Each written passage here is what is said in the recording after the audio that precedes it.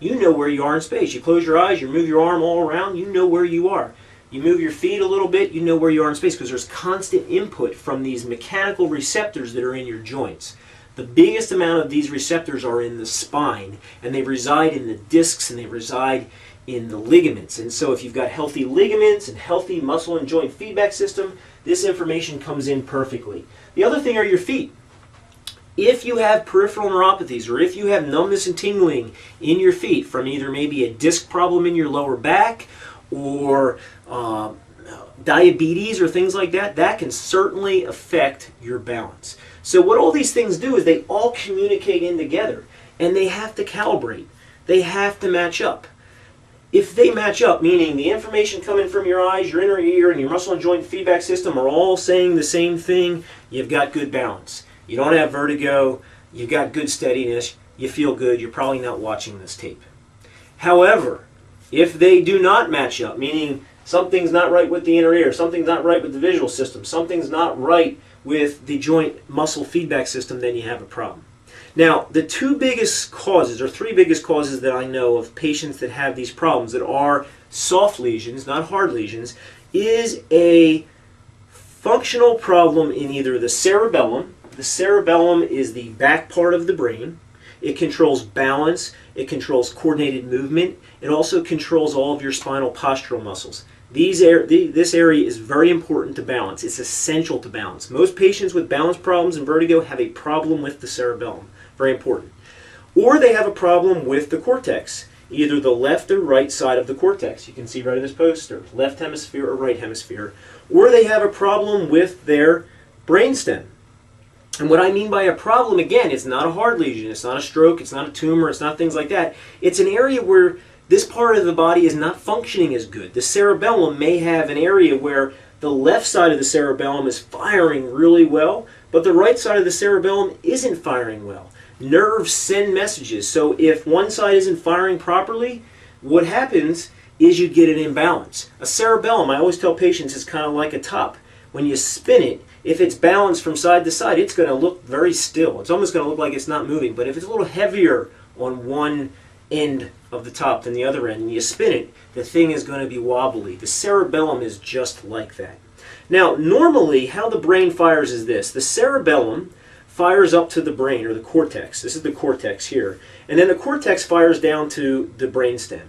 And so you can have a problem in your right cerebellum that eventually creates a problem in the left cortex, because the right cerebellum fires to left cortex, left cerebellum fires to right cortex. So this is an important thing. Again, it's not just an inner ear problem most of the time. So what these systems are, the brain and the cerebellum, is they are processing stations for the information coming in from your inner ear, the information coming in from your visual system, and the information coming in from your feet and muscle and joints feedback systems, which basically means your spine and all your joints.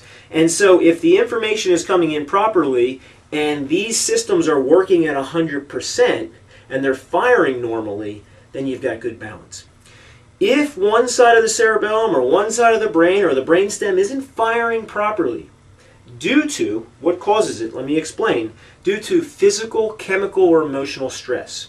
As we age, the cerebellum loses its function, typically because of inactivity, because the cerebellum is fed by the structural information that comes up through our joint system. So if we have unhealthy joints, instead of having nice, healthy disc spaces in our neck, over years we start to develop thin discs in our neck. Well, the information that comes up to the cerebellum comes from these discs. And so if you have years and years of damage in your spine, let's say you've had a car accident, or you've had poor posture over the years, or you haven't really cared for the joints in your spine over a period of time, the input coming up to that cerebellum is not as good. So this is called arthritis. And one of the biggest, the huge indicator has been studied, patients with vestibular problems, vertigo problems, they almost always, and there's a high correlation with those people having neck pain and also having dizziness. Neck pain and dizziness tend to go together. Neck pain and balance disorders go together. It's because the muscle and joint feedback system isn't working well. Well, over time, that physical stress affects the way the cerebellum fires, and it may fire unequally. The cortex, people that have physical or mental stress over time. When you have mental stress, what that does is your body creates cortisol, and cortisol is toxic to the brain, so that can decrease the firing of the brain. And then you've got chemical stress, diabetes, people that have high blood sugars, low blood sugars, poor nutrition. Over time, it can really affect the way the brain functions. And again, physical inactivity is another big thing that we see.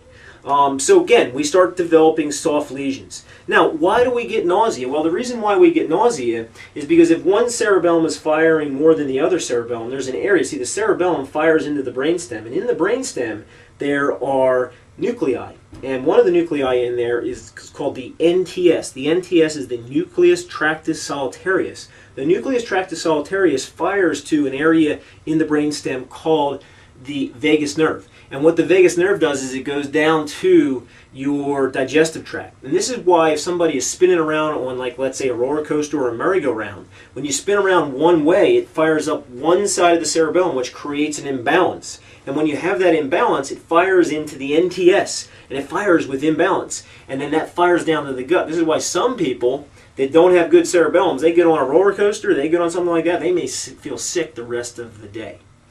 So these are the things that we look for. The other thing that we want to look for is we want to look at your feet, because people with balance disorders typically tend not to feel their feet very well. And so we want to look at all the different modalities in your feet.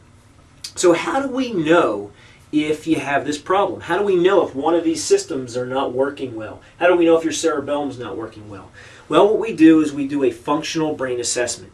So what we offer is a drug-free, neurological-based, brain-based approach to helping patients with these types of balance disorders, vertigo and whatnot, that are not caused by anything that you can see on MRI. So if we find out that we have a patient in front of us, they come in, and typically the type of patient that comes in and sees us in the office, they'll say, "I've been everywhere, doc. My MRI's negative, they can't figure it out, but I don't feel good. I spin, I can't walk, my balance is horrible, I have to be on this walker." And so when they come in, what we're going to do is a very thorough consult. We want to look at the MRIs, we want to look at the CAT scans that you've had. We also want to sit down with you and understand how this is affecting your life. We want to do a very thorough neuropathy scan of the feet, which means we're going to test your feet. We're going to see how well you can feel your feet.